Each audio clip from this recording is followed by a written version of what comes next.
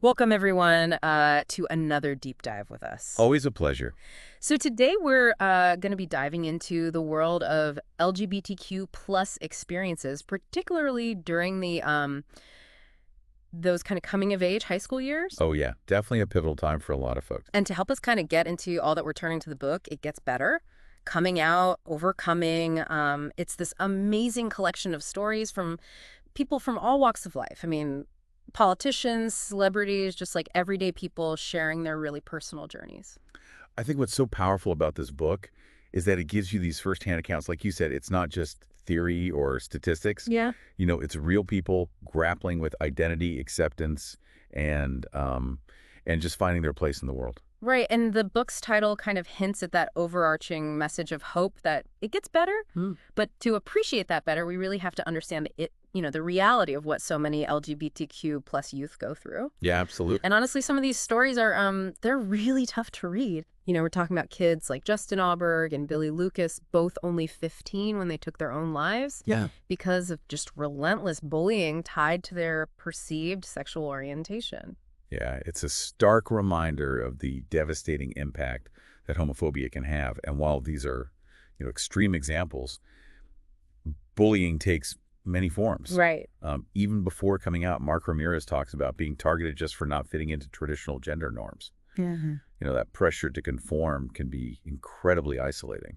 Yeah, and that feeling of being different, of not belonging, it comes up a lot in these stories. Yeah. Like A. White, he talks about growing up in this super conservative environment where he just felt completely alone with his feelings. And what strikes me is how many of these stories involve adults, teachers, administrators who just turned a blind eye to what was happening. Right. Jake Shears, he describes being physically and verbally abused with teachers doing absolutely nothing to intervene.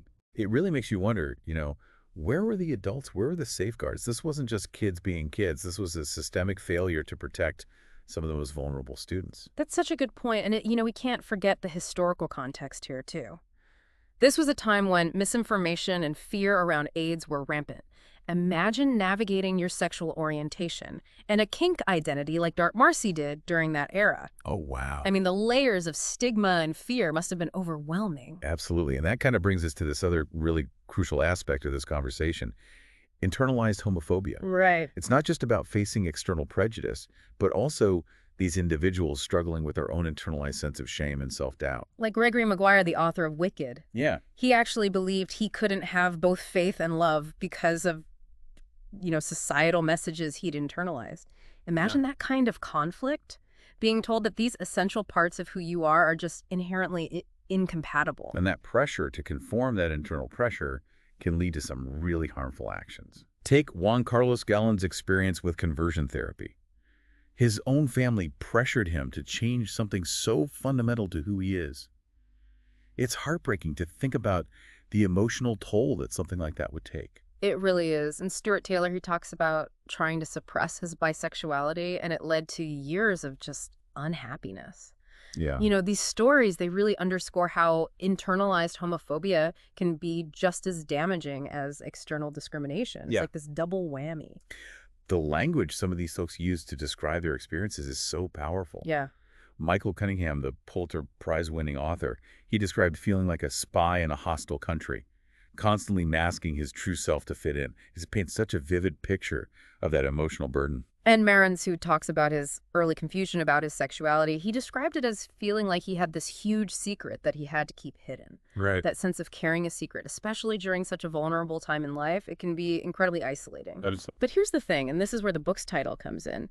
A lot of these stories do take a turn. They find ways to find acceptance, to build community, even when it seems like the world is against them. Yeah, that's the amazing part. And that journey toward finding that acceptance, toward that it gets better moment. That's what we're going to delve into next. Yeah, so stay tuned.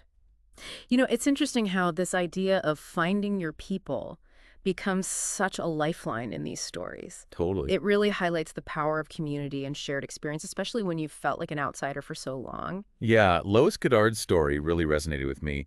After years of feeling isolated in high school, she goes off to college and sees this safe zone poster on her RA's door. Right. And it was just something so simple, but it instantly made her feel seen and accepted. That's a great example of how creating inclusive spaces, even in small ways, can have a huge impact. A safe zone, for those who might not know, is basically like a designated area. Right. It could be a dorm room, an office, a community center, anywhere where LGBTQ plus individuals can feel safe and supported. Right. It's like a visual reminder that you're not alone, that there are people who understand and accept you for who you are. And it's not just about physical spaces either, right? Allies play such a huge role in these journeys, too. Oh, absolutely. A. White talks about her friend Rachel, who provided just this unwavering support and understanding. Mm-hmm. Just having that one person in your corner can make all the difference. It really can. And sometimes that sense of belonging comes from finding a group of people who've had similar experiences. Right. Mark Tannen, who always felt different growing up, he discovered JQI, Jewish queer youth, and finally felt like he'd found his tribe. It's almost like finding a missing piece of yourself. Right. Discovering that you're not alone, that there are others who get it. Totally. And, these support systems can come from unexpected places, too. Think about the impact of a show like Ellen, for example. Oh, that's a really important point. Ellen DeGeneres, coming out in the late 90s, and the success of her show, it was like this watershed moment for LGBTQ plus visibility in mainstream media. Suddenly, you had this openly gay woman on daytime television being funny, being relatable, being embraced by millions of viewers. Right. It helped normalize LGBTQ plus identities for a whole generation. It definitely challenged the narrative and paved the way for more diverse representation. And speaking of challenging the narrative, let's talk about the power of coming out up.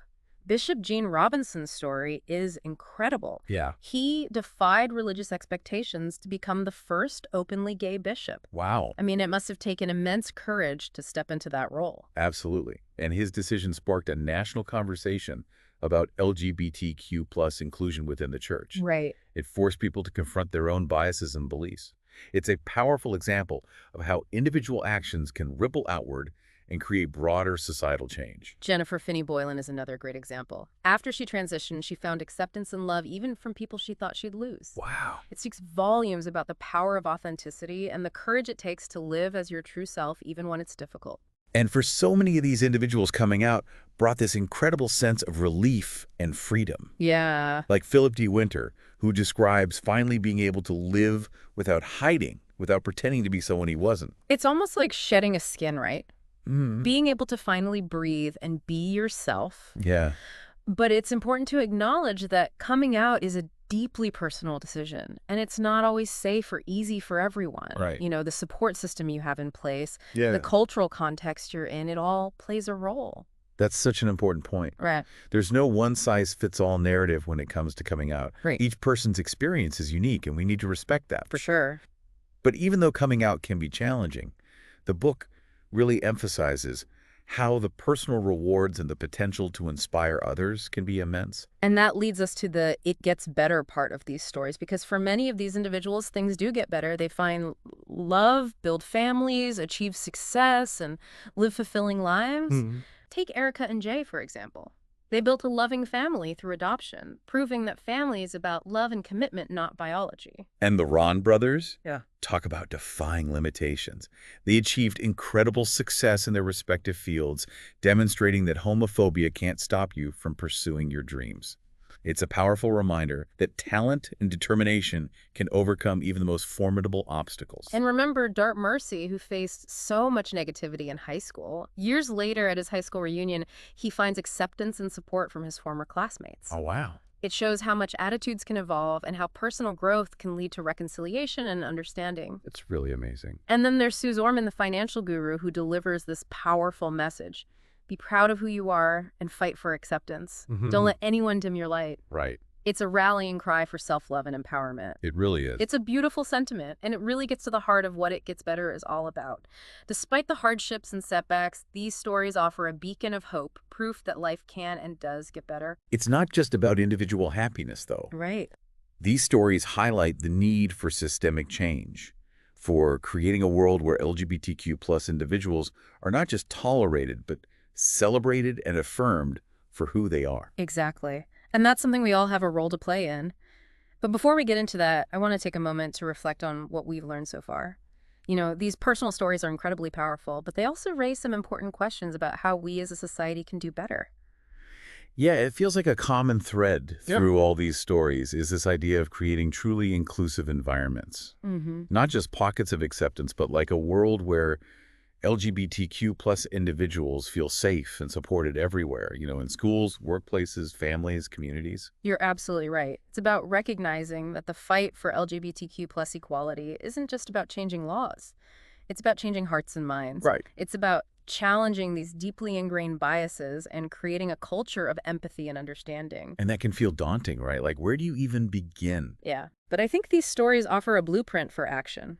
They show us that change can start with something as simple as a safe zone sticker, or as profound as coming out and sharing your truth with the world. What's so inspiring is that these acts of courage, both big and small, can have this ripple effect. Yeah. Like Bishop Robinson's decision to live openly as a gay man challenged the status quo within his church. Yeah. Ellen DeGeneres' coming out paved the way for more LGBTQ plus representation in the media. These individuals, by being true to themselves, created space for others to do the same. So if we're thinking about what this all means for you listening right now, maybe the question isn't like, what can I do to change the world, but rather, what can I do within my own sphere of influence to make a difference? That's a great way to frame it.